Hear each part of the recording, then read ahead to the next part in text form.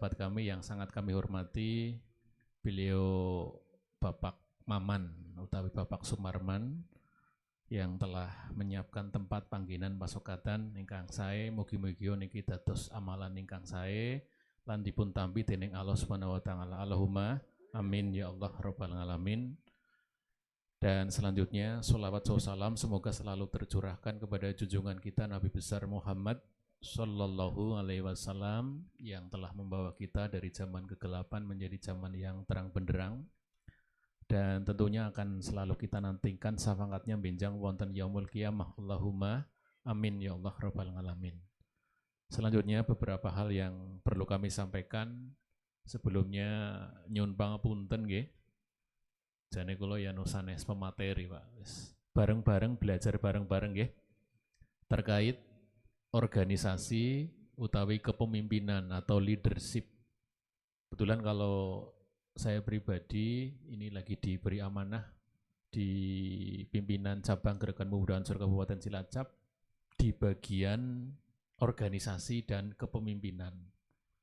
Jadi kalau ketua umum dibantu oleh wakil ketua bidang kebanseran, wakil ketua bidang Rijalul Ansor, wakil ketua bidang organisasi dan kepemimpinan, kemudian wakil ketua bidang kaderisasi, kemudian wakil ketua bidang Ansoruna, kemudian wakil ketua bidang lembaga bantuan hukum, kemudian wakil ketua bidang perekonomian. Ini ada beberapa yang nanti mengcover dan hal ini berjalan sesuai dengan tugas dan fungsinya masing-masing. Jadi yang pertama terkait amanah. Amanah itu sesuatu yang mulia. Jadi panjenengan ketika dikasih amanah, jangan menganggap amanah ini berat. Karena kalau sudah menganggap berat, itu nanti seakan-akan keberatan. Tapi jadikanlah amanah ini sesuatu yang mulia, sehingga nanti menjalankannya tentunya dengan ikhlas. Karena berorganisasi butuh keikhlasan, bukan keterpaksaan. Namun katakanlah ketika keikhlasan itu sudah mulai luntur di dalam benak panjenengan sahabat semua, harus dipaksakan. Arep mangka tuh dan sedidik, jangan malas dulu lah, turu bae lah. Ini harus dipaksakan. Nanti kalau terlalu memanjakan diri sendiri, itu tentunya nanti menjadi amanah ini kurang maksimal. Oleh karena itu kepada sahabat-sahabat Ansor Banser Ranting Ujung Manik, karena Ranting Ujung Manik ini merupakan ranting, salah satu ranting yang tergiat. Tepuk tangan untuk Ranting Ujung Manik. Ini sesuatu yang luar biasa, harus dipertahankan dan ditingkatkan.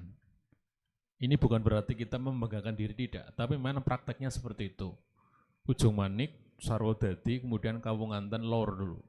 Dari 12 desa yang ada. Tentunya ada alasan kenapa kita harus tetap berusaha meningkatkan kapasitas dan kapabilitas kita, karena yang namanya gerakan pemuda, namanya saja gerakan. Gerakan itu kan harus bergerak. Bergerak ke arah yang dinamis. Ya, jangan statis. Statis itu diam di tempat. Ada pergerakan-pergerakan tentunya yang sesuai dengan arah dan tujuan dari Gerakan Pemuda Ansor, dengan tetap mengedepankan apa yang menjadi instruksi dari pimpinan kita. Ya. Jadi pimpinan kita tentunya dari tingkatan ranting, ya, pengurus ranting, kemudian di tingkatan kecamatan ada pimpinan anak cabang, di tingkatan kabupaten ada PC, pimpinan cabang, kemudian di tingkatan provinsi ada PW, pimpinan wilayah, dan di tingkat pusat ada PP, pimpinan pusat Gerakan Pemuda Ansor, yang sementara ini masih diketuai oleh Gus Yakut, yang sekarang adalah Menteri Agama Republik Indonesia. Baik, tadi disebutkan oleh moderator, sahabat Hanifuddin. Kali ini nanti saya akan menyampaikan terkait keorganisasian dan kepemimpinan. Hal ini juga sering saya sampaikan di acara-acara PKD, pendidikan kader dasar, ataupun di kegiatan Diklatsar. Untuk materi-materi keansoran juga penting, Jangan sampai di Cilacap terjadi lagi antara Ansor karo Banser, kuwi berbeda jalan. Nggih. Jadi Ansor Banser tetap dalam satu barisan komando. Ansor ke Banser itu sifatnya instruksi, memerintah. Tapi kalau Banser ke Ansor itu sifatnya koordinasi, koordinatif. Jadi Banser mau kegiatan apapun berkoordinasi dulu dengan pimpinan Ansor. Kalau pimpinan Ansor sudah menyetujui, sepakat, laksanakan. Tapi kalau mungkin ada sesuatu hal yang itu jangan dilaksanakan, ya jangan dilaksanakan dulu. Ketika nanti pimpinan sudah menyetujui, tentunya menyetujui segala nih, termasuk mungkin anggarannya ya wis cocok dan segala macam, sehingga laksanakan. Kemudian kita, ketika ada perintah atau instruksi dari pimpinan, jawabannya ya cuma satu, siap, laksanakan. Meskipun prakteknya siap laksanakan tapi terus ada alasan mohon maaf dan besok saya ada acara yang tidak bisa ditinggalkan. Tapi ya yang utama siap laksanakan dulu. Ketika nanti ada alasan baru disampaikan berikutnya. Begitu nggih? Jadi silakan di ujung manik ini salah satu indikator untuk Ansor Banser yang aktif. Diawali dari kegiatannya ya positif, kemudian dokumentasinya lengkap, medianya juga berjalan. Ya, baik Facebook, WA, Instagram, YouTube dan lain sebagainya. Ini sesuatu yang perlu ditingkatkan karena yang namanya kegiatan tanpa bukti nyata itu mustahil. Apalagi di era sekarang kita dituntut untuk media itu bisa menyimpan data-data kegiatan. Jadi bukan hanya laporan secara lisan, tetapi ada kegiatan-kegiatan yang konkret. Baik untuk materi organisasi, bahwa dasar kita berorganisasi nanti ada beberapa dasar. Yang pertama salah satunya adalah surat di dalam Al-Quran, surat As-Saff ayat 4. Bahwa sesungguhnya Allah menyukai orang-orang yang berjuang di dalam agamanya, serta berbaris atau terorganisasi seolah mereka merupakan bagian yang kuat. Ini dasar berorganisasi. Kemudian selain di dalam Al-Quran surat As-Saff, juga di dalam Al-Quran surat Ali Imran, dan berpegang teguhlah kamu semua kepada tali agama, dan janganlah bercerai-berai. Karena sesuatu yang solid, yang kuat, ini akan sulit untuk diruntuhkan. Begini, sebuah kebaikan tapi tidak terorganisir dengan baik akan mudah goyah, mudah bubar. Tapi wong setitik, tapi solid, ini bisa mengalahkan yang besar. Contoh ngapunten ya, pencuri 5 orang, tapi pencuri ini sangat solid dan kompak. Ini bisa mengalahkan orang banyak loh. Oleh karena itu pentingnya menjalani soliditas. Ibarat sebuah sapu yang terikat, ini nanti akan menjadi kuat. Padahal cilik, tapi ini kursi siji nyapu ya tugel. Tapi kalau dijadikan satu akan lebih kuat. Selanjutnya untuk sahabat Umar bin Khattab pernah berkata, Islam tidak akan berdiri tanpa diatur dengan organisasi. Dan organisasi tidak akan berjalan tanpa ada pemimpin. Dan pemimpin tidak akan berkarya tanpa adanya ketaatan dari anggota. Pimpinan penting. Bahkan ada orang bijak mengatakan ketika kita berjalan 10 orang, harus ada pimpinannya 1. Ya. Pimpinan tidak akan memiliki makna tanpa ada ketaatan anggota, sehingga antara anggota dengan pimpinan harus ada sinergitas. Ya. Yang namanya orang ada 2 pilihan. Kalau mau jadi pemimpin, jadilah pemimpin yang baik. Kalau tidak mau jadi pemimpin, ya jadi anggota. Enggak mau jadi anggota, ya jadi pemimpin. Arep ngatur apa arep diatur? Pilihan ada di tangan kalian. Tapi kadang-kadang kon ngatur ya ora bisa, diatur ya angel. Kuwi wong sing angel kadang ana. Ya. Kon dadi pimpinan ora gelem, tapi nek nang anggota ya kadang-kadang jerimpungi. Ini kadang hal yang sulit. Nah, oleh karena itu untuk panjenengan, sahabat-sahabat Ansor Banser, tentunya nanti bisa menjadi toladan yang baik, ya, baik di masyarakat maupun di lingkungan lainnya. Selanjutnya, arti organisasi. Organisasi ini adalah wadah berkumpulnya sekelompok orang yang memiliki tujuan bersama.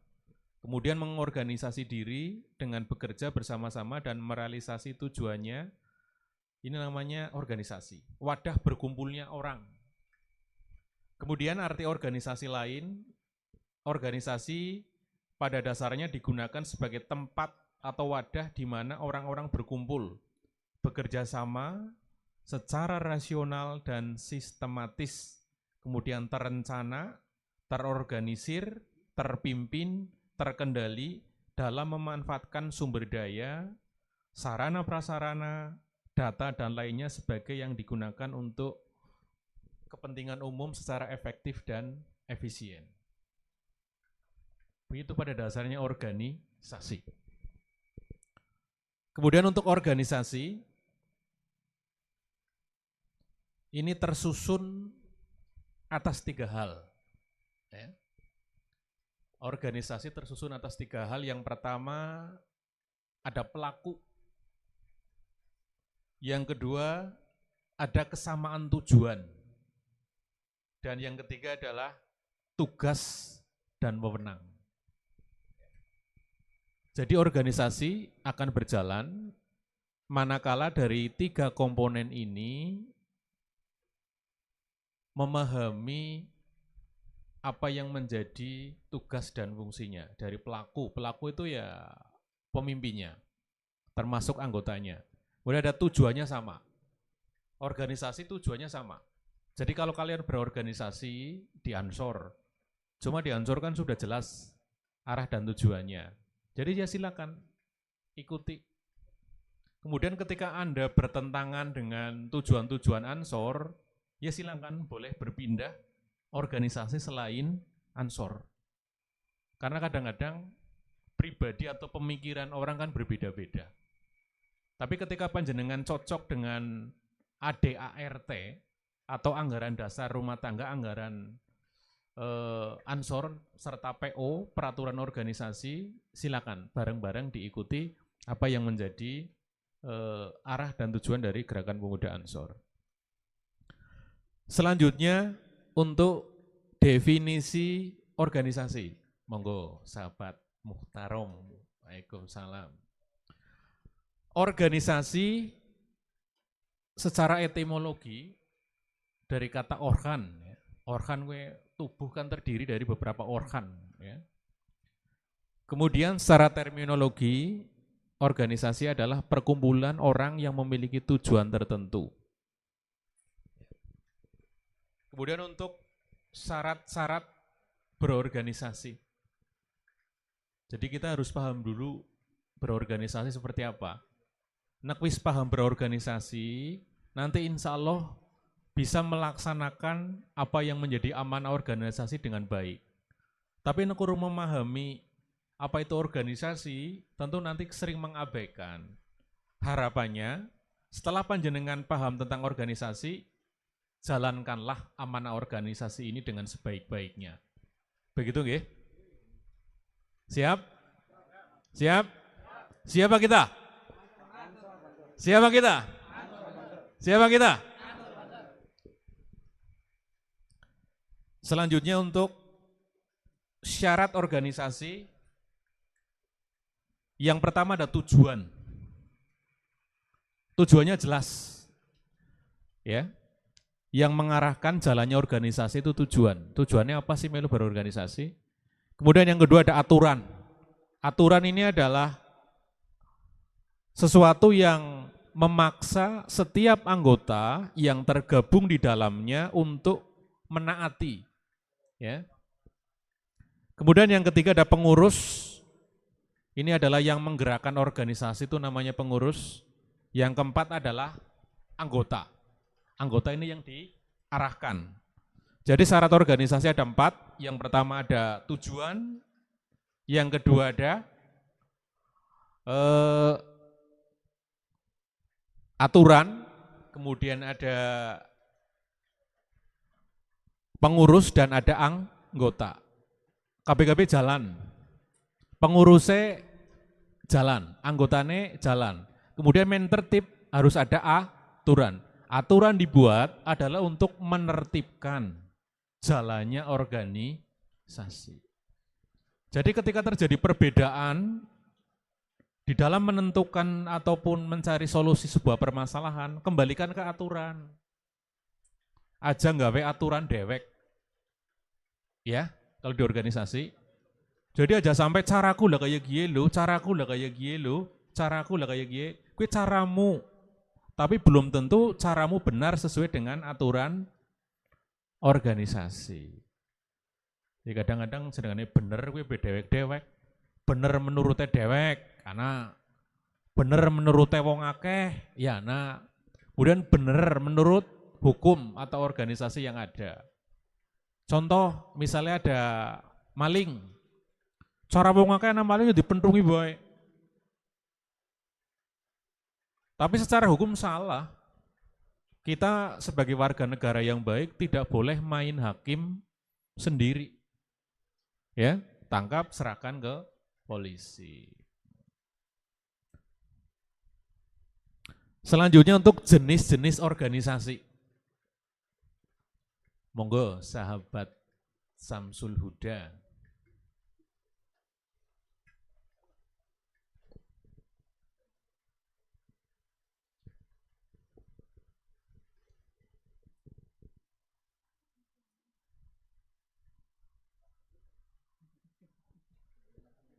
Jenis-jenis organisasi kita bedakan menjadi 3. Yang pertama ada organisasi formal, yaitu organisasi yang memiliki aturan main secara tertulis. Formal itu resmi ya. Yang kedua ada organisasi non formal. Ini organisasi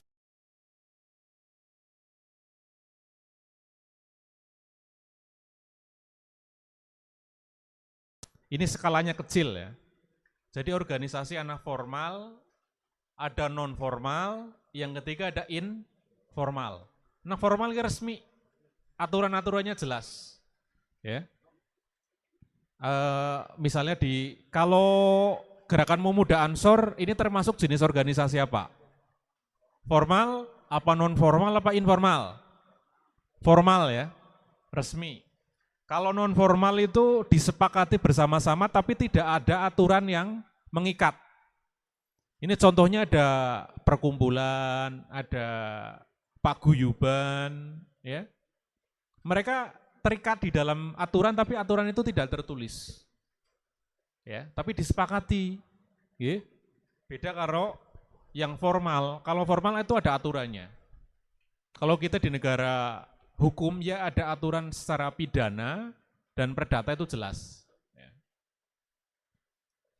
Itu untuk jenis-jenis organisasi ada 3, organisasi yang formal, non formal dan informal. Kijane kayak nang sekolahan tadi ini ya. Ora apa-apa lah ya. Sekedar mengingatkan lah nggih. Ya jadi ngombok. Jane yen ora ujian ora tapi ya minimal kita berorganisasi kan tahu garis-garis besarnya. Jadi kita memang variasi niki sahabat Anam sebagai ketua di setiap kegiatan rutinan itu dibagi-bagi momentumnya sahabat Maman. Kemarin di Masjid Al-Maunah ngaji, sekarang organisasi, besok kalau pertemuan berikutnya mungkin akan ditambah dengan kegiatan lain sehingga nanti tidak monoton ngaji terus. Tapi sesekali mungkin juga ada kegiatan lain ya. Saya pribadi juga sebenarnya begini. Aku duduk kiai jadi kadang-kadang orang kepenak. Tetapi organisasi Ansor ini juga akan ditopang oleh dari berbagai latar belakang. Sehingga kiai kabeh ora dadi. kudu ana wira swastane, kudu ana pedagangnya, kudu ada ahli hukumnya. Nanti organisasi ini semua dengan berbagai latar belakang yang akan menopang, akan menjunjung. Sikine kiai KB kadang-kadang malah, aduh, sing ngene Gus.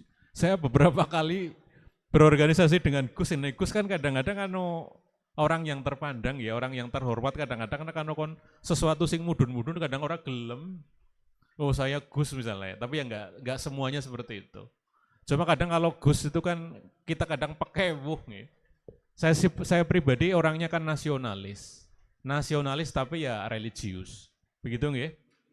Tapi kalau Gus kan religius pasti. Kalau saya lebih nasionalis tapi juga religius, begitu. Saya lanjutkan untuk tadi jenis-jenis organisasi sudah ada formal, non formal dan informal. Selanjutnya untuk sifat organisasi. Sifat organisasi nanti ada dua. Yang pertama ada independen, ada yang non-independen. Independen lebih identik dengan berdiri sendiri, yaitu organisasi yang berdiri sendiri dan tidak memiliki hubungan konstitusi dengan organisasi lain. Ya. Jadi kadang-kadang karena organisasi tapi masih di bawah payung organisasi lagi yang lebih besar. Begitu nggih?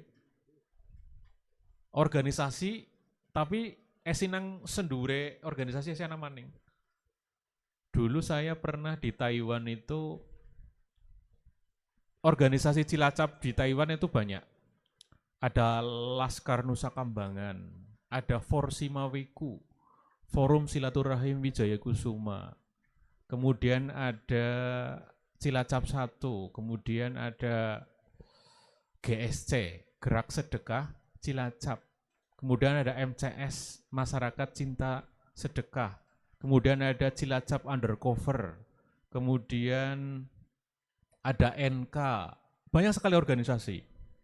Tapi organisasi ini kemudian ketua-ketuanya saya kumpulkan jadi satu, kemudian dalam wadai satu, ngapak dulu ya, ngapak Taiwan. Jadi nak ngarep nganakakan kegiatan besar, gue nanti semuanya akan mendukung.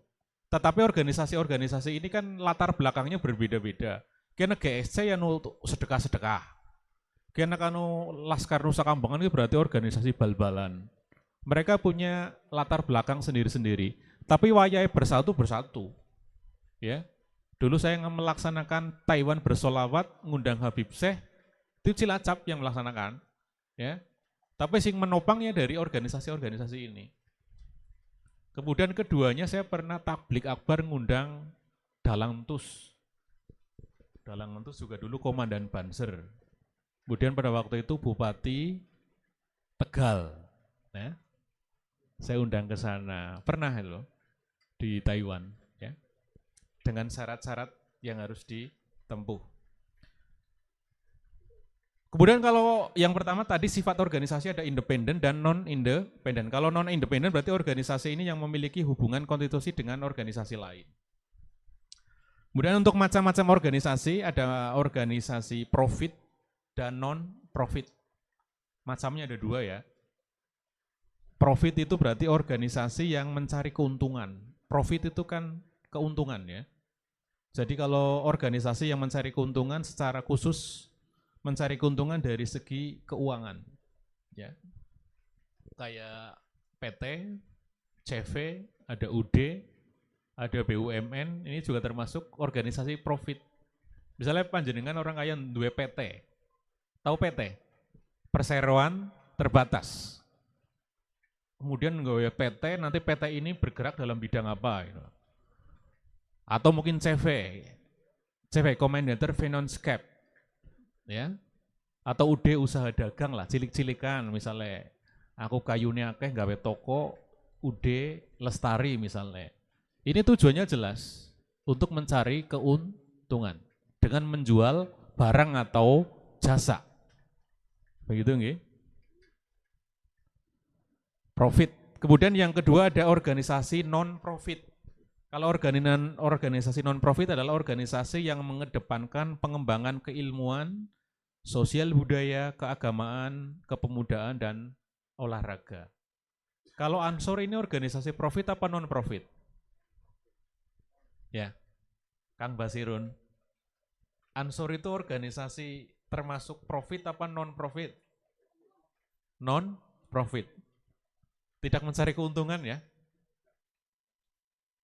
Malah justru kita modal ya. Kalau di Ansor Banser nanti balasannya ya lemah teles lah. Gusti Allah sing bales, sing penting ikhlas. Karena di berorganisasi kadang-kadang selain tenaga, pikiran, waktu, juga kita kadang mengeluarkan finansial. Begitu nggih? Jadi sing ikhlas lah. Nggih. Orang ikhlas ya dipaksakan kon ikhlas. Karena ikhlas kadang-kadang juga harus dipaksa. Ya, ngenteni sadar sih bu kapan kadang karena ada sesuatu sing menghalang-halangi kita untuk ikhlas. Monggo, insya Allah nak ikhlas ya berkah barokah lah kagem panjenengan. Allahumma amin ya Allah rabbal alamin. Selanjutnya untuk bentuk-bentuk organisasi. Bentuk organisasi secara garis besar dibedakan menjadi dua. Yang pertama ada organisasi taktis dan organisasi teknis. Selanjutnya untuk perangkat organisasi. Perangkat organisasi ada perangkat lunak atau softwarenya ya. Kalau perangkat lunak itu ada aturan-aturannya, ada ART, ada PO. PO itu peraturan organisasi. Ada PD, peraturan dasar. Jadi organisasi itu pasti semua punya aturan. Aturan-aturan itu biasanya terbukukan di dalam sebuah buku ya. Itu namanya PD ya, peraturan dasar, PO peraturan organisasi. Kemudian AD anggaran dasar, ART anggaran rumah tangga. Bukan rumah tangga yang rumah-rumah bukan, tapi rumah tangga organisasi. Jadi nekan apa-apa ya, kita lihat aturannya di organisasi seperti apa. Jangan pakai aturan sendiri-sendiri. Selanjutnya untuk perangkat keras. Perangkat keras di dalam organisasi ada pengurus ya, dan juga anggota. Kemudian untuk forum organisasi nanti meliputi ada mubes, musyawarah besar, ada rapat kerja, ada sidang pleno, ada rapat panitia, rapat pengurus, ada rapat bidang dan juga rapat anggota. Kalau rapat anggota itu di tingkatan yang terbawah ya, misalnya Ansor Banser wis entong masa hikmatnya ya segera rapat anggota. Ya. Selanjutnya untuk manfaat ketika kita berorganisasi. Ya. Beberapa manfaat yang dapat kita peroleh dengan berorganisasi. Yang pertama, melatih bekerja dengan teamwork. Melatih bekerja sama dengan teamwork. Teamwork itu teamwork itu kerja. Jadi dengan berorganisasi, ini latihan bekerja sama. Kemudian di dalam berorganisasi, ini tidak boleh egois. Karena di dalam organisasi kan terdiri dari beberapa pandangan, pendapat, ide, gagasan yang berbeda-beda. Tetapi di dalam organisasi ini, ada satu pimpinan. Ketika terjadi perbedaan pendapat, nanti yang memutuskan pimpinan. Ya, aja sampai eyel-eyelan bae akhirnya orang anak keputusan. Lah keputusan ini nanti yang nengah-nengahi itu pimpinan yang mengambil langkah. Ya wis keputusannya misalnya arep piknik ana sing njaluk meng Bandung, ana sing meng Jakarta, ana sing meng Semarang. Kemudian pimpinan itu di dalam mengambil tindakan harus tegas tapi tepat. Ya. Kemudian bagi anggota ketika sudah diputuskan oleh pimpinan, ikuti dengan baik. Aja sampai pimpinannya memutuskan meng Jakarta, orang nyung beboh lah, nyung jolok meng Bandung malah meng Jakarta, nyung orang mangkat. Ini namanya tidak bertanggung jawab terhadap hasil keputusan. Negara kita negara demokrasi. Ada masalah, ada musyawarah untuk mufakat. Musyawarah dulu dirembuk. Untuk mencapai mufakat. Mufakat itu kesepakatan. Ketika tidak ada kesepakatan, ya tentunya langkah kedua adalah dengan voting atau suara terbanyak yang dipimpin oleh pimpinan musyawarah. Jadi pimpinan memang kadang-kadang dilema. Tetapi di dalam dilema itu harus tegas. Dan pemimpin itu harus selain tegas juga bijaksana. Tahu bijaksana? Tegas, tapi tegasnya saklek itu juga tidak baik. Orang tangan besi, kudu gie. Tegas tapi bijaksana. Bijaksana ya semua pendapat ditampung, kemudian ditimbang, setelah ditimbang nanti ada skala prioritas. Mana dulu yang paling penting untuk dikerjakan. Ya. Terus nek bijaksana tok, orang anak ketegasannya ya ora dadi. Njaluk si anggota njaluk dituruti.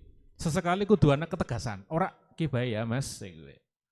Harus tegas. Tegas tapi bijaksana. Ini dua hal yang harus dilaksanakan ya oleh anggota biar nanti bisa ada keseimbangan. Ya. Kemudian manfaat organisasi yang kedua adalah melatih mental untuk tampil di depan publik. Latihan ya, kader ansor banser gue aja isinan. Apa maning ngisin-ngisin nak. Ya. Yang namanya tampil di depan publik baik public speaking ngomong nang ngarep publik itu juga perlu ada pembelajaran ya. Ya. Kemudian tampil di depan umum misalnya panjenengan mungkin ada yang Pak Guru ataupun nanti itu ya. Berbicara itu juga harus ada tatanannya. Pertama dari intonasi harus jelas. Kemudian dari audiennya, konstituennya dilihat. Kemudian sikap atau mimiknya juga. Misalnya jadi Pak Guru ya. Diperhatikan yang di depannya, aja ngomong baik yang lain pada gurisan di zona baik sangat. Kepriwicarane Anda menjadi pusat ketika berbicara itu diperhatikan. Dari intonasi harus jelas. Ya. Selanjutnya manfaat yang lain, belajar metode pemecahan masalah atau problem solving. Dengan berorganisasi, berlatih memecahkan masalah. Pada dasarnya setiap masalah kan ada solusi, ada jalan ke luar. Ayo sampai, duh masalah ki abot banget ki. Jelas orang anak jalan keluar ora. Mumet banget nyong ki, mumet banget ki. Berorganisasi itu kan bukan hanya sendiri. Itu manfaatnya sering kumpul karo kanca batir. Biar nanti sesuatu yang berat menjadi ringan. Sesuatu yang sulit menjadi mudah. Nak dipikir bareng-bareng. Misalnya ketua atau kasat korkel dan kegiatannya kayak banget sih kepriwe yang melakukannya ya. Sementara di sisi lain kita juga punya kesibukan sendiri. Lah dalam hal ini pimpinan harus bisa membagi atau manajemennya diatur. Aku misalnya dilalai satu hari itu anak 2 kegiatan. Ya jenengan bisa memilih, aku nang kegiatan aneh. Engko sing bene wakile diwai amanah. Mas, tolong esok jenengan makili aku ya. Nang kene. Kasat korkel sama. Ada beberapa agenda kegiatan kasih tugas. Kowe nang kene. Dibagi tugas. Saya sering hari Minggu tadi misalnya ada konferensi anak cabang di Nusa Wungu dan Cilacap Utara. Kemarin ada launching lembaga bantuan hukum. Sementara dari PC ada undangan di Bapeda. Ketuanya langsung, Mas Warsono nanti rapat di Bapeda. Bagi-bagi tugas. Sehingga nanti jangan sampai ada undangan kok tidak ada yang mewakili. Ya. Misalnya Mas Ana mana undangan Kang NU Raisa tekan dilalui acara bisa memberikan mandat. Memberikan mandat ke wakil. Yang namanya pimpinan itu terdiri dari satu, ketua, itu pimpinan. Yang kedua adalah wakil ketua. Yang ketiga adalah sekretaris dan wakil sekretaris. Kemudian yang keempat ada bendahara dan wakil bendahara. Itu namanya pimpinan. Ya, jadi pimpinan itu ketuanya tok. Wakil ketua apa termasuk pimpinan? Pimpinan. Bisa ikut membantu misalnya rapat. Ketuanya lagi berhalangan. Wakil ketua memimpin rapat. Itu juga wakil ketua termasuk pimpinan. Jenengan bisa lihat di sidang DPR. Sidang DPR orang mesti sing mimpin sidang kuwi ketuane. Kadang wakil ketua. Ya, itu juga termasuk ke dalam jajaran pimpinan. Baik ketua, wakil ketua, sekretaris, bendahara. Ya. Kalau anggota ya bukan. Ya. Lanjut, untuk manfaat berorganisasi, meningkatkan pengetahuan dan wawasan. Ya. Terutama menambah jaringan atau networking. Meningkatkan soft skill, ya, kemampuan, dan memupuk jiwa kepemimpinan. Jiwa kepemimpinan itu jiwa leadership. Leader itu pemimpin. Kalau leadership ya kepemimpinan. Pada dasarnya setiap orang itu punya jiwa kepemimpinan kok. Minimal mimpin keluargane dewek. Bagi sing wis berkeluarga. Dan tentunya setiap pimpinan sekecil apapun nanti akan dibintai pertanggungjawaban. Termasuk saya panjenengan semua ya, duwe anak, duwe bojo, ngemben nek wis ninggal ditakoni kepriwe kowe golek dadi wong lanang, dadi suami nang alam dunia, sudahkah membimbing, memimpin anak-anak dan istrimu ya untuk taat dan patuh terhadap perintah Allah ya. Itu beberapa manfaat dari berorganisasi. Mari untuk luruskan niat bahwasanya sesuatu yang dilaksanakan dengan keikhlasan, kemudian amanah, insya Allah nanti Allah akan menambah keberkahan kita. Amin. Kemudian kepemimpinan adalah suatu kegiatan yang mempengaruhi orang lain agar orang tersebut mau bekerja sama untuk mencapai tujuan yang ditetapkan. Kemudian untuk aturan-aturan pemimpin, ya, pemimpin itu satu, mumpuni. Tahu mumpuni? Lah sing tukang ceramah. Mumpuni itu memiliki kapasitas dan kapabilitas yang lebih. Mumpuni gue pemimpin itu kapasitas kapabilitasnya SDM-nya itu mumpuni. SDM-nya lengkap. Mumpuni itu dari kecakapan berdiplomasi atau berbicara. Kemudian pengetahuan keagamaan. Kemudian juga pendidikan, salah satunya nggih. Terus relasi, hubungan, itu juga penting, ya. Kemudian untuk pemimpin, salah satunya selain mumpuni juga memiliki prestasi. Kemudian bertanggung jawab, aktif, serta memiliki kemampuan dan kemauan berpartisipasi sosial dalam melaksanakan sosialisasi. Kemudian tugas pemimpin. Tugas pemimpin yang pertama adalah mengambil keputusan. Ketika nang anggota kuis terjadi beberapa pendapat, masukan, ide, gagasan sing saking akeh, keputusan terakhir ada di pimpinan. Ya. Pimpinan ini nanti terutama kalau di tingkatan ranting ya antara ketua umum Ansor dan Kasat Korkel. Yang ketiga kalau Ansor kan ada ketua MDS Rijalul Ansor. Di ujung manik, ranting Ansor Banser ujung manik kuncinya terutama di 3 orang. Kang Saiful Anam, dan Nur Hamid, dan Kang Samsul Huda. Wong telu ki ketika ana apa-apa misalnya salah sing disalahkan ya wong telu ki. Ketika ana positifnya ya wong telu ki sebagai pembuat kebijakan. Ya. Pimpinannya terutama 3. Ketua Kasat Korkel dan Ketua MDS Rijalul Ansor.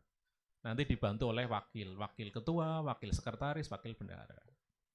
Kemudian tugas pemimpin selain mengambil keputusan, yang selanjutnya adalah mengembangkan informasi. Nekan apa-apa informasi itu segera disebarluaskan. Apalagi informasi sing positif. Jadi nekan info aja nggo dewek tok. Batire juga karena sampaikanlah informasi, sampaikanlah ilmu itu meskipun hanya 1 ayat. Kemudian memotivasi dan memelihara dan mengembangkan loyalitas anggota. Memotivasi, menyemangati kepriwisarannya anggota gue semangat. Ya. Karena pimpinan itu akan dinilai ya, dari atas sampai ke bawah, kemudian metode kepemimpinannya seperti apa. Dan pimpinan gue siap, cara gue ini di grendengi sih wis pasti. Dirasanya ya wis mesti, sinane pimpinan.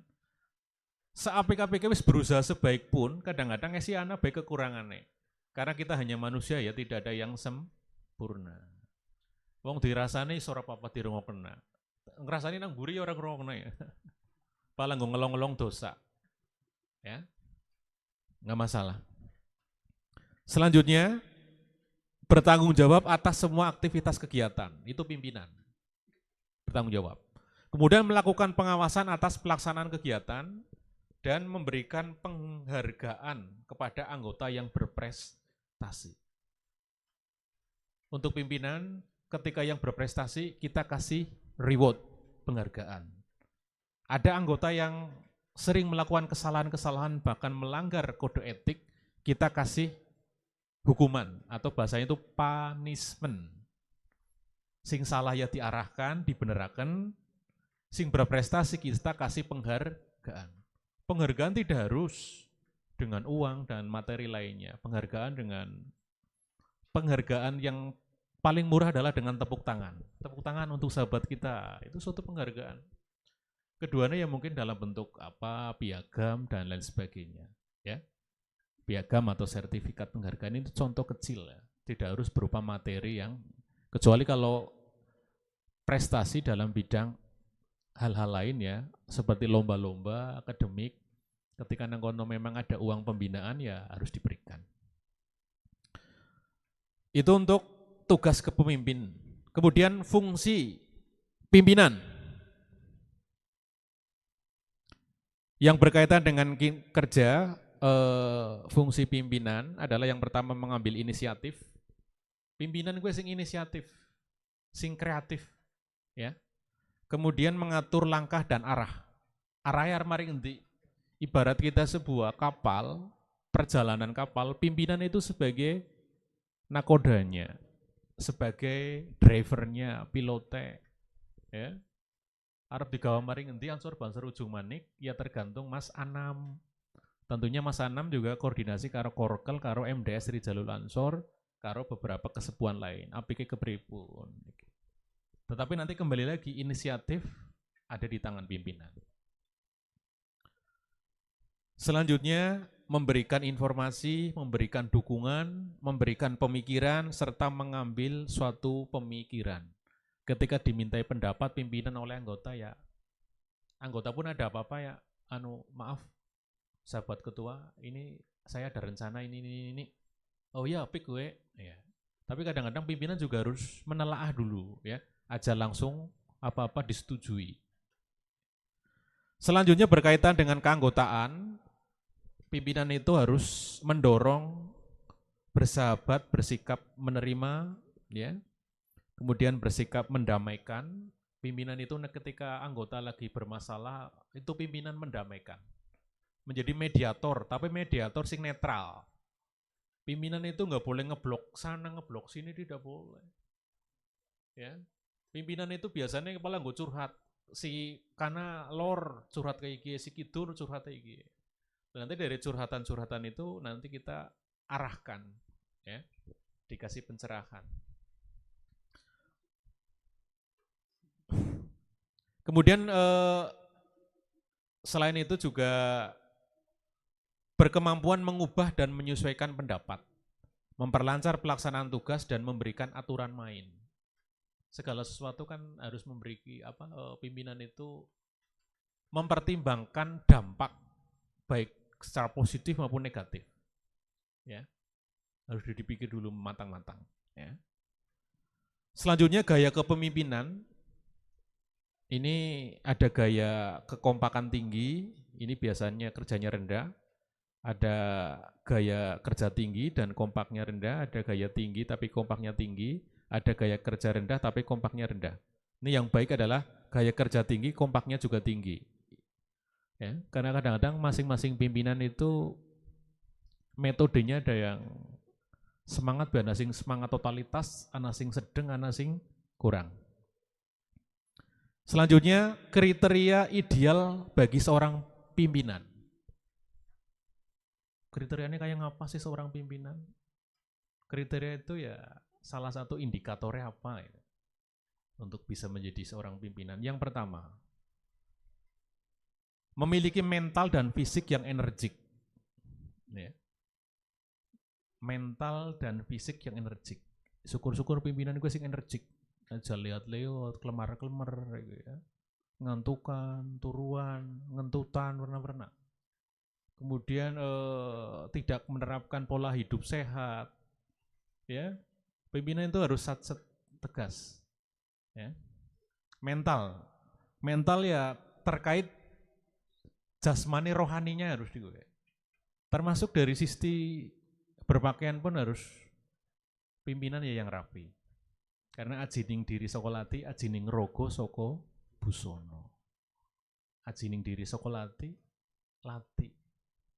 Jadi omongannya seseorang gue tergantung hati seseorang. Ngomongnya cara gue sering ngomong-ngomong kotor bercuwe, hati ini memang mencerminkan seperti itu. Ajining rogo soko busono. Jiwa raga seseorang bisa dilihat dari cara berpakaiannya. Wong kok berpakaiannya rapi gue, mesti nang atine memang atine rapi. Ya. Rapi itu tidak harus mewah loh ya, sederhana tapi rapi sehingga nanti akan enak dipandang mata gitu. Lanjut untuk kriteria pemimpin yang kedua, emosi yang stabil. Pemimpin gue aja kesuan, kesu. Ono kurang manut koronyo bebah. Ono aku dewek. Pemimpin itu harus bisa menjaga emosional, ya. Stabil. Ya. Kadang-kadang kesu tapi ya ditahan lah. Jangan yang bededek tapi ya ditahan aja di gue. Wong pemimpin itu kesuh ya ditahan, kencotnya ditahan, terus agi sedih ya ditahan. Aja menampakkan rasa sedih gitu. Agi anak tamu meskipun agi sedih punya kudu senyum. Ya meskipun nang membohongi nurani. Aja wis lah aja dolan-dolan nggonku lah agi sedih. Aja nambah sedih kowe monggonku malah ngotek amuk sisan.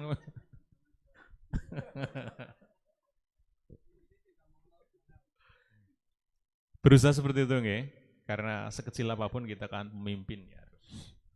Yang ketiga, memiliki pengetahuan human relation yang baik. Human ya wong lah, relation cara gue ini bisa bergaul dengan siapapun ya, dengan relasi apapun dengan baik. Salah satunya berkomunikasi dengan baik. Komunikasi penting loh. Wong sing komunikasinya jelek itu juga mempengaruhi relasi kita. Karena di dalam relasi berhubungan itu butuh komunikasi yang baik. Komunikasi yang baik yang seperti apa? Yang tidak menyinggung perasaan. Kemudian bahasanya vulgar, ya, sopan, santun. Terus kemudian karena apa-apa to the point.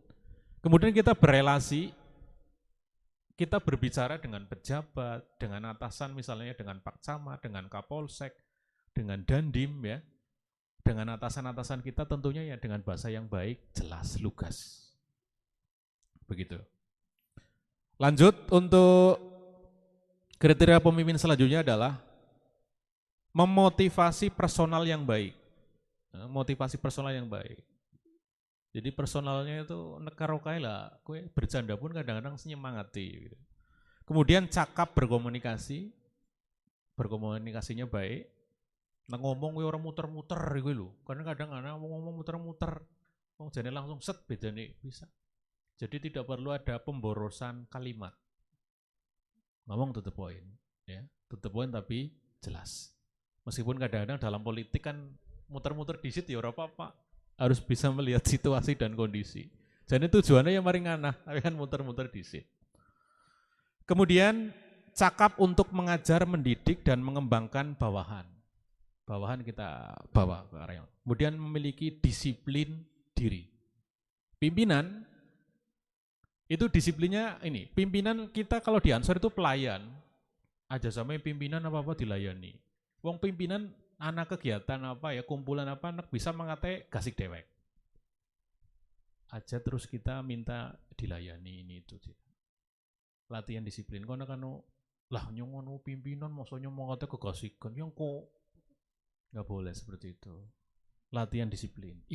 Ketuanya wis teka masa dia kasih gue. Harus bisa menjadi magnet yang positif. Nyumina gidang PAC kumpulan kadang-kadang yang makate kasih.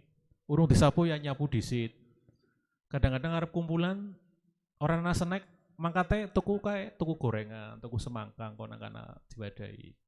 Begitu ya. Bot-bote anu lagi membawa amanah. Kono kuwis kuwi tuli gantian iku sejarku. Ya kedaran rong tahun kuwi nek anu kegiatane padat, kuwi ketone sedela banget lho, nyewi. Dene sedela temen wis kuwi. Tapi nek anu ora padat ketone suwe temen kuwi ora rampung-rampung ya, kepengin segera rapat konferensi. Selanjutnya untuk tipe-tipe pemimpin. Tipe pemimpin itu ada tipe otokratik, ada tipe paternalistik, tipe karismatik, dan tipe demokratik. Demokratik itu orangnya demokrasi, suka menghargai pendapat.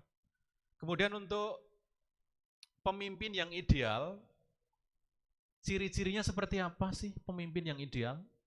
Yang pertama, memiliki visi misi yang jelas. Jadi programnya gue jelas.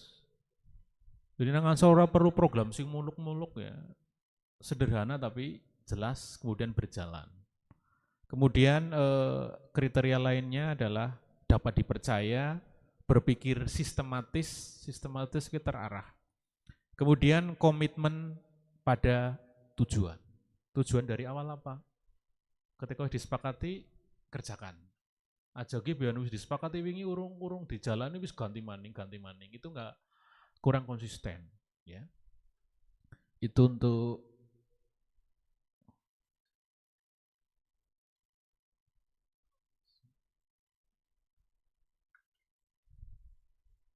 selanjutnya untuk di dalam Ansor moto kita adalah ngaji ngader karyo. Ngaji tahu ngaji? Ngaji ngaji Al-Qur'an, ngaji juz amma dari kecil. Sampai tua pun kita tetap dituntut untuk ngaji, ya. Ngader selalu berusaha meningkatkan teman, sahabat untuk berikut serta, berpartisipasi di dalam kegiatan Ansor Banser. Makaryo ya tentunya kita punya keluarga, harus aja sampai ngurusi organisasi keluarga ditinggalkan. Gak boleh. Keluarga tetap nomor 1. Ya. Bagi orang duwe beras malah ngepam lagi ya bingung ya. Kadang dilematis juga, tapi tentunya ya harus di planning. Kemudian untuk selanjutnya konsep kepemimpinan dalam semboyan Jawa atau Ki Hajar Dewantara kan ing ngarsa sung tulodo, ing madya mangun karso, tuturi handa yani. Ing ngarsa kuwi sing nang ngarep, ing madya sing nang tengah. Ya. Terus kemudian nang buri ya tuturi handayani. Jadi yang di depan harus bisa memberikan contoh atau teladan yang baik. Ing ngarsa sung tulodo. Tulodo apa? Contoh. Ing ngarsa sung tulodo yang sing nang ngarep kudu bisa memberikan contoh. Ing madya mangun karso yang di tengah itu memberi semangat. Pimpinannya nang ngarep memberi contoh yang baik. Kita anggota ya harus nyemangati. Ayo, mak, siap. Aja kue. Aja cemen. Maju bae, maju. Kemudian tuturi handayani yang di belakang nanti memberikan dorongan, ya, mengikuti yang ada di depan. Gitu. Baik, untuk selanjutnya belajarlah dari orang-orang yang sukses, karena sesungguhnya kesuksesan mereka sejatinya terlahir dari pengalamannya. Dengan merasakan asam garam berorganisasi. Kebaikan yang berserakan akan dikalahkan oleh kebatilan yang terstruktur. Oleh karena itu, untuk Ansor Banser Ranting Ujung Manik untuk tetap menjaga soliditas dan kekompakan serta keistiqomahan ya di dalam menjalankan organisasi Ansor Banser. Itu untuk materi keorganisasian dan kepemimpinan ya. Ada pertanyaan sebelum saya lanjut? Anda sing takon apa ora? Nanti saya lanjut untuk yang kaderisasi. Karena kadang-kadang kita perlu juga pengetahuan. Aja sampai Ansor Banser engko ditakoni nang wong sing anyar urung Ansor Banser dhewek malah bingung. Sehingga dalam hal ini pengetahuan-pengetahuan di dalam kepemimpinan, di dalam organisasi, ini juga penting untuk kita ketahui bersama. Selanjutnya untuk kaderisasi. Ya, di dalam berorganisasi. Organisasi kita berada di bawah naungan Nahdlatul Ulama. Nahdlatul Ulama adalah rumah besar umat Islam, ya, yang menjalankan aturan-aturan serta tujuan-tujuan yang sudah ditetapkan bersama melalui musyawarah besar maupun melalui konferensi besar. NU terdiri dari beberapa badan otonom. Badan otonom tahu? Sing nyangga NU kuwi sapa bae sih? Yang pertama ada IPNU, Ikatan Pelajar Nahdlatul Ulama. Ki sing bocah lanang. Sing bocah wadon IPPNU, Ikatan Pelajar Putri Nahdlatul Ulama. Ini adalah badan otonom NU sing paling nom, usiane antara 13 tahun sampai 27 tahun. Gue IPNU karo IPPNU.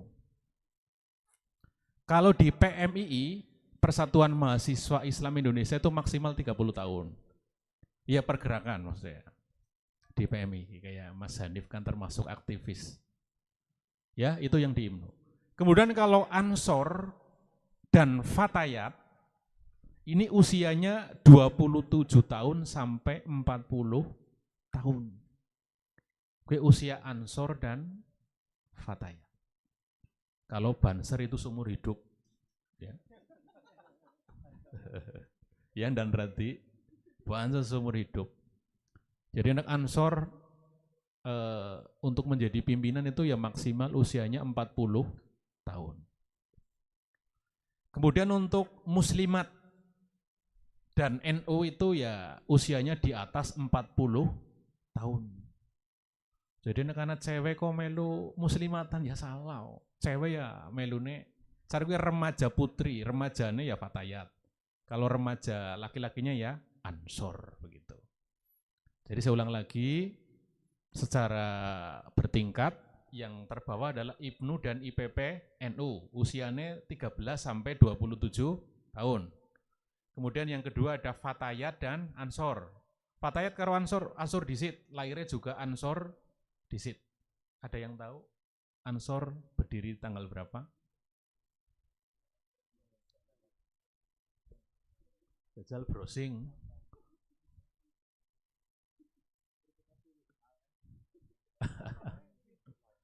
Hari lahir Ansor tanggal berapa? 34. Tanggal 34 itu.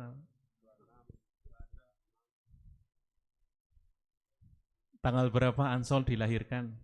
Sekarang sudah usia berapa tahun? Tarom, browsing.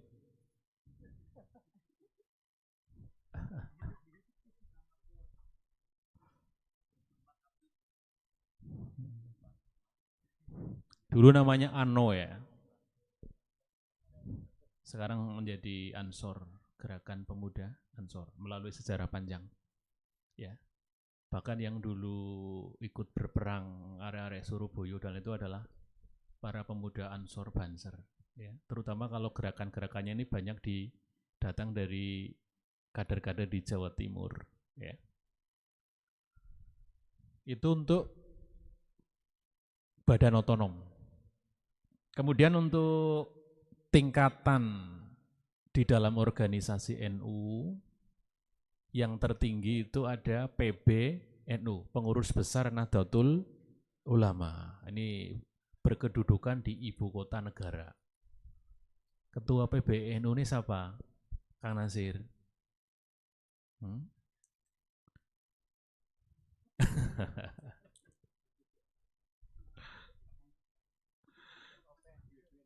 Yahya Khalil Stakuf ya, ketua PBNU-nya.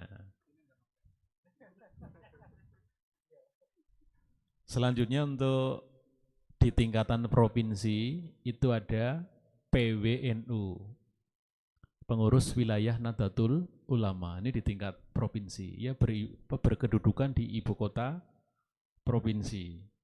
Ibu kota provinsi Jawa Tengah di Semarang. Kemudian di bawahnya PWNU ada PCNU, Pengurus Cabang Nahdlatul Ulama. Ini di tingkat kabupaten. Ya. Kalau di Cilacap ya di Kalisabuk kantore. Kemudian kalau di luar negeri namanya PCINU, Pengurus Cabang Istimewa Nahdlatul Ulama. Ya. Ini khusus di luar negeri namanya PCINU, Pengurus Cabang Istimewa Nahdlatul Ulama. Dulu saya di Taiwan di PCINU, di sekretaris PCINU. Nah nanti kalau pusatnya di ibu kota negara di Taipei, ya. Nanti kalau ranting-rantingnya namanya ranting Kaohsiung, Taichung, kemudian Tainan, ya. Ini nanti suatu saat ada yang ke Taiwan, sedangkan Tai-Tai ya. Taiwan. Ya. Kemudian kalau yang di tingkatan kecamatan namanya MWCNU, Majelis Wakil Cabang Nahdlatul Ulama. MWCNU. Ketuanya sopo? MWCNU Kawunganten. Gus Ahmad Rusdan. Kemudian untuk suriahnya beliau Romo Kiai Suhud Mawardi. Kalau di tingkat PCNU, kalau Rois suriahnya Mbah Sungada. Kalau di suriah itu ketua namanya Rois. Rois suriah aja, ketua suriah jangan. Tapi kalau tanfid pakai kata ketua. Ketua Tanfidiyah PCNU Cilacap misalnya. Siapa ya, wong kesugihan ngelalen. Iya. Gus Nasrullah, Pak Kiai Nasrullah. Pak Nasrullah nyung padahal kemutan ben aku lagi mbojo sing ngaji Pak Kiai Nasrullah. Ya. Itu ketua Tanfidiyah PCNU Kabupaten Cilacap. Kalau Rois suriahnya Mbah Sungada. Sekali lagi ya, kalau yang suriah pakai kata Rois. Rois artinya pada baik ke ketua. Wonak sambutan hati-hati. Yang kami hormati Ketua Suriah Kecamatan Kawunganten, Bapak Kiai Haji Suhud Mawardi. Nanti mesti kalau orang yang itu kok Ketua Suriah, Rois Suriah, MWCNU Kecamatan Kawunganten, Bapak Kiai Haji Suhud Mawardi, begitu. Kemudian kalau misalnya jadi pembawa acara, yang disebutkan itu dari tingkat yang hadir di situ yang tertinggi sampai yang terendah. Misalnya yang tingkat kecamatan yang terhormat, misalnya camat Kawunganten. Yang ter itu paling. Kalau yang terhormat itu hanya sekali loh. Yang terhormat camat Kawunganten Bapak Muji Utomo APMM.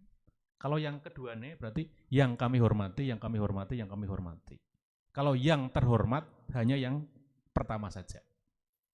Kemudian dalam forum itu sing ketua sing hadir misalnya yang tertinggi Ketua Tanfidiyah berarti yang terhormat Ketua Tanfidiyah MWCNU Kawunganten Bapak Kiai Ahmad Rusdan. Yang tertinggi kita lihat yang jabatannya paling tinggi di situ siapa? Itu berarti disebutkan yang pertama dengan kata ter. Ter itu artinya paling. Dan nanti untuk yang kedua nih yang terhormat, yang terhormat, yang terhormat. Jadi aja sampai yang terhormat camat Kawunganten, yang terhormat kepala desa, yang terhormat Bapak RW, yang terhormat Bapak RT itu salah. Ternya terlalu banyak. Iya. Begitu nggih. Selanjutnya untuk tingkatan di tingkat desa namanya PRNU, Pengurus Ranting Nahdlatul Ulama. Kalau di ujung mana ketuanya Bapak, kalau tanfidnya Bapak Nur Aziz. Suriahnya sopo? Pak Samsul. Bapak Ahmad Hasan, Bapak Muroji nggih. Itu suriahnya. Ya minimal kita tahu lah tingkatan-tingkatannya. Kemudian kadang di bawahnya lagi ada Parnu, ya. Pengurus anak ranting. Jadi kalau di Fatayat ada loh Fatayat. Fatayat itu ujung manik, Itu ada anak rantingnya, anak ranting Banjursari, anak ranting Sidamulya, anak ranting Kaliasa, anak ranting Ujung Manik. Kayak ganu bojoku beku ketua anak ranting sing apa jenengane? Komplek Mbuntu lah cara gue. Bojo sing ngendi? Bojone akeh temen kok sing ngendi? Aku setia Kang Samsul. Setia ya, setiap. Enggak. Kalau saya cukup satu. Satu di Bojong, satu di Cilacap. Sing penting wong lanang ya papat boleh ya dan Maman. Itu untuk tingkatan di dalam berorganisasi. Ya, sementara itu kemudian kalau di Gerakan Pemuda Ansor, setiap seseorang ingin menjadi kader Ansor diawali biasanya PKD, pendidikan kader dasar. Baik nanti di Ansor maupun di Banser, diawali dari PKD dulu. Kalau yang jalur Ansor dari PKD nanti meningkat menjadi PKL, pendidikan kader lanjutan. Kemudian dari PKL naik lagi ke LI, ya, latihan instruktur. Kemudian setelah LI naik lagi ke atas namanya PKN, pendidikan kader nasional. Kui karo jalur Ansor. Jenengan sampai apa? PKD. Selanjutnya kalau yang jalur kebanseran. Jalur kebanseran kita awali dari PKD. Setelah PKD naik ikut Diklatsar, pendidikan latihan dasar. Nanti dari Diklatsar ikut Diklatsus, pendidikan latihan khusus. Diklatsus di sini nanti panjenengan bisa memilih dari kesatuan-kesatuan di Banser. Ada Provos, kayak dan Maman ini termasuk Banser Provos. Kemudian ada Balakar, ini yang untuk kebakaran hutan. Ada Bagana, Banser tanggap bencana. Ada Banser protokoler. Saya dulu ikut protokoler. Protokoler itu nanti Banser sing mengatur acara-acara atau kegiatan-kegiatan resmi. Mulai dari tempat, kemudian setting acara, susunan acara, sambutan-sambutan itu Banser protokoler. Kemudian ada Banser Densus 99. Nanti lebih ke arah kayak intelijen lah, kayak Bang Ope ini kadang di Densus 99. Kemudian ada Banser Baritim. Untuk maritim ya, terutama yang di laut ya, untuk menjaga laut. Kemudian ada ada Balantas, Banser Satuan Lalu Lintas. Kalau di Balantas nanti tentunya akan menguasai tentang ilmu lalu lintas. Nak wong sing ora pede be nang dalan ya ngatur lalu lintas kon stop, cara menyetopnya saja tangannya salah kadang-kadang loh. Dan kalau yang belum mahir itu kadang-kadang ora pede. Cara menghentikan kendaraan, cara kendaraan suruh jalan. Nah ini nanti boleh berbagi pengalaman dan nanti ketika ada Diklatsus Balantas, kalau mau ikut silakan ikut. Kemudian ada Basada, Banser Husada, kaitannya Banser sing kesehatan. Jadi anak kegiatan-kegiatan kau ana sing mriyang, ana sing wis ngurusi Basada. Ya, Banser Husada. Itu kurang lebih ada 7 untuk kesatuan. Kemudian setelah Diklatsus nanti naik lagi ke Susbalan. Ya. Kursus Banser susulan. Ya. Lanjutan maksudnya ya. Itu nanti cara kue ini kalau di kemiliteran, kalau sudah Susbalan itu sudah perwira. Kemudian syarat di jajaran Kasat Korjab kabupaten juga minimal kalau menjadi pengurus harus sudah Susbalan. Kemudian setelah Susbalan ada Susplat, kursus Banser pelatih. Susplat 1, Susplat 2. Nanti yang tertinggi adalah Susbanpin, kursus Banser pimpinan. Ya. Pimpinan ini ya biasanya menjadi ketua pimpinan Banser di tingkat pusat namanya Kasat Kornas. Ya, singkatannya Pak. Kasat Kornas. Sing bisa, sung. Kesatuan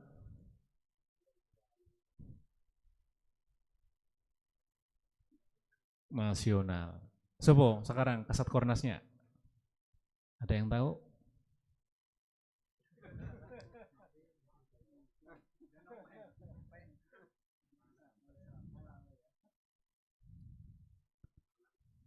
Nagabonar itu provinsi.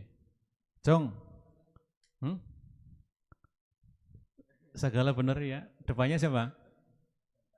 Hasan Basri Sagala, itu Kasat Kornas. Ya. Pimpinan Banser se-Indonesia itu namanya Kasat Kornas. Kemudian pimpinan Banser di tingkat provinsi namanya Kasat Korwil. Komandan Satuan Koordinasi Wilayah, yaitu dan Nagabonar. Utuh Nagabonar ku celukane.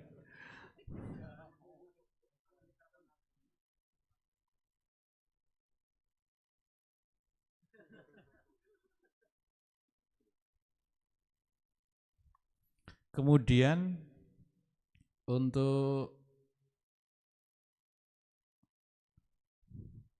Mukhtar Makmun namanya. Mukhtar Makmun Esa, kue Komandan Banser tingkat Jawa Tengah atau dikenal dengan dan Nagabonar. Kemudian pimpinan Banser di tingkat kabupaten namanya Kasat Korjab. Ya. Komando Satuan Koordinasi Cabang. Siapa? Dan Hadi Mustafa. Kemudian pimpinan Banser di tingkat kecamatan namanya Kasat Koryon. Komando Koordinasi Satuan Rayon. Siapa namanya? Kasat Koryon Kabupaten. Dan Hudaifa dari Kubang Kangkung. Kemudian di pimpinan Banser di tingkat desa atau kelurahan namanya Kasat Korkel. Komando Satuan Koordinasi Kelompok. Ya. Beliau sahabat Nur Hamid kalau di ujung mana. Itu untuk jajaran pimpinan Banser dari pusat hingga ke bawah. Ya, mungkin sementara itu untuk tingkatan-tingkatan dan kaderisasi di kepengurusan Nahdlatul Ulama ataupun di badan otonomnya serta materi keorganisasian dan kepemimpinan dari awal hingga akhir. Terima kasih atas perhatiannya. Dan saya akhiri bil taufiq wal hidayah. Assalamualaikum warahmatullahi wabarakatuh. Ya, silakan Bok, ada pertanyaan, monggo moderator. Cek. Silakan bagi sahabat-sahabat yang ingin bertanya. Tadi sudah dijelaskan begitu banyak tentang keorganisasian dan kaderisasi di NU, khususnya Banom NU, yaitu Ansor sendiri, Ansor dan Banser begitu ya. Tadi sudah dijelaskan tentang kepemimpinan, tentang organisasi, tentang kaderisasi apa saja yang dijalankan. Ada kaderisasi formal, non formal dan informal. Formal itu ya PKD, PKL, Diklatsar, Diklatsus dan lain-lain itu formal begitu ya, karena memang sudah ada di peraturan. Ya kayak bahasa sekolahnya ya SD, MI, SMP itu kaderisasi formal. Terus juga tentang tadi ini sedikit mereview dari organisasi yang sudah disampaikan oleh sahabat Warsono, bagaimana organisasi itu, apalagi organisasi kita termasuk organisasi yang non profit begitu ya. Organisasi non profit itu tidak dibayar. Dulu saya masih ingat waktu PKD, sahabat siapa saya lupa, itu punya guyonan seperti ini. Di orang kerja itu kerja tapi dibayar, budak itu kerja tapi tidak dibayar. Tapi orang di organisasi yo kerja yo bayar. Jadi ini lebih dari budak. Itu goyonan pemateri, saya lupa itu. Itu sebenarnya itu adalah salah satu hikmah kita terhadap NU begitu ya. Salah satunya lewat organisasi kepemudaan Ansor. Silakan sahabat-sahabat Ansor Banser yang ingin bertanya, diberi waktu 10 menit lah. Monggo.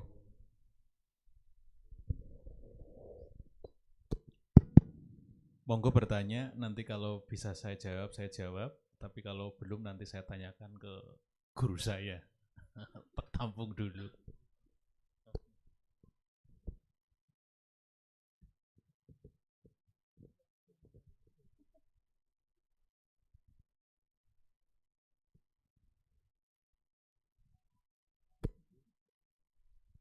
Terus sedikit tambahan ya, kalau di Ansor Banser memang non profit, tidak ada keuntungan, tetapi di sini Ansor Banser juga bisa meningkatkan perekonomian organisasi.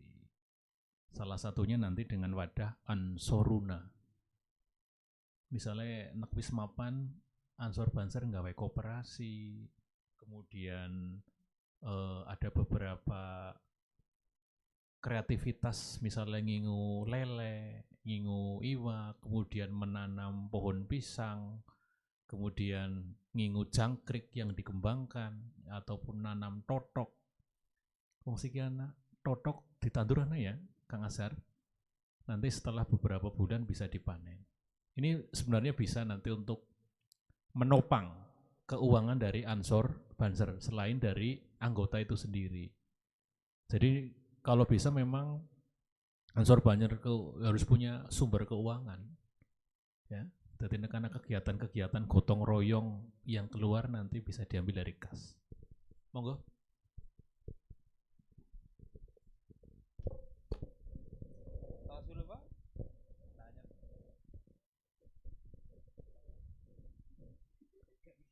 Ya, baik. Assalamualaikum warahmatullahi wabarakatuh. Berbicara tentang masalah Banser Ansor Ujung Manik, gimana sih dulu sejarahnya Ansor Banser ada di Ujung Manik? Mohon diceritakan.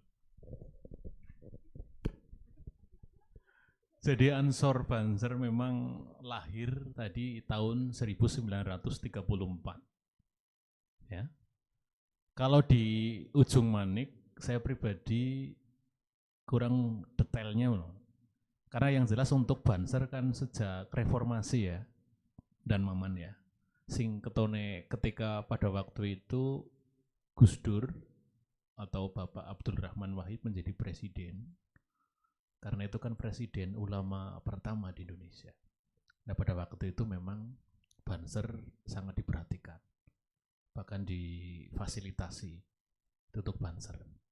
Dan secara pribadi kalau di Ujung Manik, saya mulai beransor itu tahun 2006. Dulu bareng Pak Kiai almarhum Pak Farhan Lutfi, Pak Mario, kemudian Pak Suratno, Guru Bahari, kemudian Pak Kayi Mukhadin, ya. Itu kemudian dari Gunung Pak Samiin, yang dulu masih bujang ya, yang dulu guru MI. Nah dulu, kebetulan kalau saya kan di Buntu. Jadi kalau ansor dulu ini, kalau misalnya di jadwalnya nanggonku masjid Miftahul Huda, saya pemuda Buntu terkumpulakan. Meskipun gue beraneka ragam. Nah, kebetulan kalau di Buntu kan dulu saya pas itu ngurusi Karang Taruna Buntu. Terus di kegiatan-kegiatan masjid memang saya libatkan meskipun teman-teman saya dulu kadang ngapunten nggih, kadang-kadang sholatnya urung dijalani secara maksimal. Tapi mereka saya dekatkan dengan masjid. Ini masjid kita bersama. Ora usah pakai jangan kurang penak lah Mas. Nyong masjidnya kan ukur sholat itu. Sholat Idul Fitri tok. Sholatnya ya kurang Idul Fitri tok. Liane kadang 12 atau sembahyang. Terus anak juga sih nyong anu sholatnya denggelungan lah. Ya denggelungan ya lebih apik daripada ora babar blas. Lebih apik maning ya sing teratur. Itu 2006 lah. 2006 terus secara berkala kan karena Pak Samiin pernah jadi ketua ranting, terus kesini saya ingatnya Pak Azhar, terus Mahya, Mahya karo Azhar di sini, Mahya dulu ya, sedurunge Mahya Pak Sugiono, ya Pak Sugiono dulu, terus Pak Farhan juga pernah, terus berarti Pak Sugiono, terus ke Mahya, Mahya ke Azhar, kemudian ke Ulil ke Anam. Ini nanti kalau sudah punya sekretariat, boleh nanti fotonya dipasang nggak apa-apa, dari masa ke masa, termasuk Kasat Kor Keler.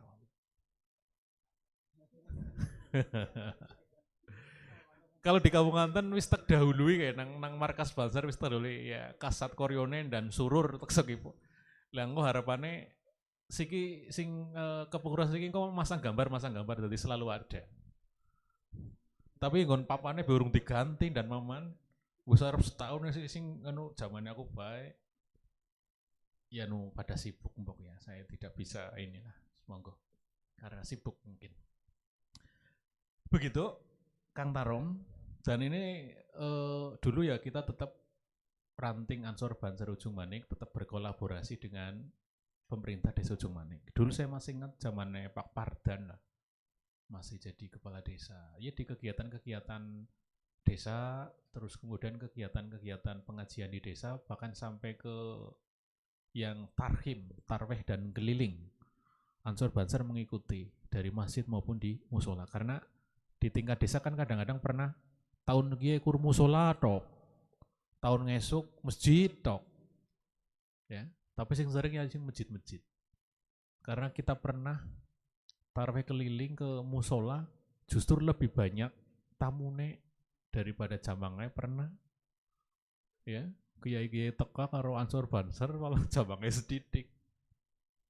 Nah, oleh karena itu monggo nanti untuk besok di kegiatan Ramadan ya silakan nanti ikut berpartisipasi bareng-bareng kepengurusan NU.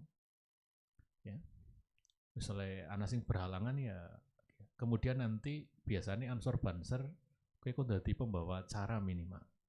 Ya.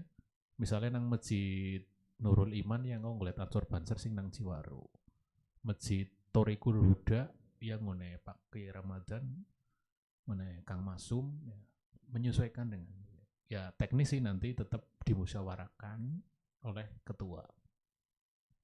Ya nanti aja sampai Pak Kiai kudu di pembawa acara, saking Ansor Bansore malah ngopi aja sampai. Moga nanti orang tua kita. Kemudian Ansor Banser ini menjadi hal yang lumrah ketika kita melaksanakan kegiatan dan di situ butuh konsumsi. Sing penting merasan karo muslimat. Muslimat kan terkenalnya biungnya dewek. Ya. Kemudian ada kegiatan bakti sosial, Fatayat, disenyor apa-apa. Ada surat tembusan ke ketua Fatayat.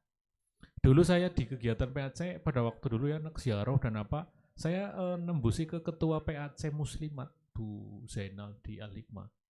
Ya itu nanti Mas Marsono makan siang nggak usah repot-repot, nanti kami yang menyiapkan bangsane. Terus Pak Kiai Sunan juga siap Mas Marsono, sepenting kita ada pemberitahuan. Begitu. Kemudian termasuk di kegiatan-kegiatan lain di PKD dan lain sebagainya juga kita sering minta bantuan. Cara muslimatnya juga mereka kepengin ikut berbagi lah, kepengin golet barokah karo manggap apa, kita sing penting ngomong. Begitu Mas Tarom ya. Terima kasih atas pertanyaannya. Tepuk tangan buat Mas Tarom. Monggo kembali ke Hanif. Terima kasih. Terima kasih yang banyak pada sahabat Warsono Rahman yang sudah menyampaikan materi pada malam hari ini, pertemuan pada malam hari ini tentang keorganisasian ataupun lembaga apa saja yang ada di Banom NU begitu. Mungkin itu saja yang bisa saya sampaikan. Semoga saya jadi moderator yang moderat begitu ya, tidak berat sebelah. Terima kasih. Wallahul muwaffiq ila aqwamit thoriq. Kalau tidak ada konflik, tidak menarik begitu. Wassalamualaikum warahmatullahi wabarakatuh. Monggo sahabat MC.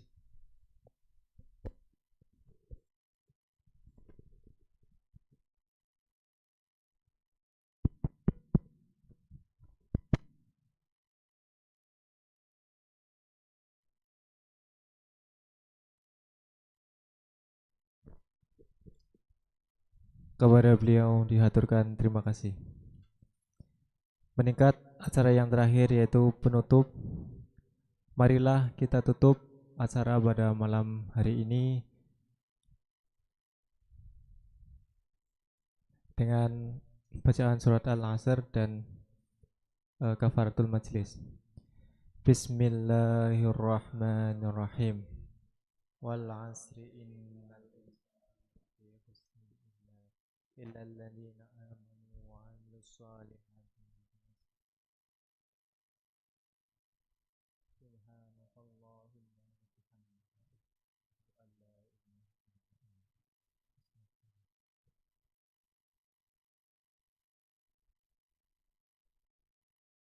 Saya selaku pembawa acara, apabila ada salah kata, kekurangan, mohon maaf yang sebesar-besarnya. Wallahul muwaffiq ila aqwamit thoriq. Wassalamualaikum warahmatullahi wabarakatuh. Acara selanjutnya lain-lain, monggo. Mbok arep gendu-gendu rasa monggo.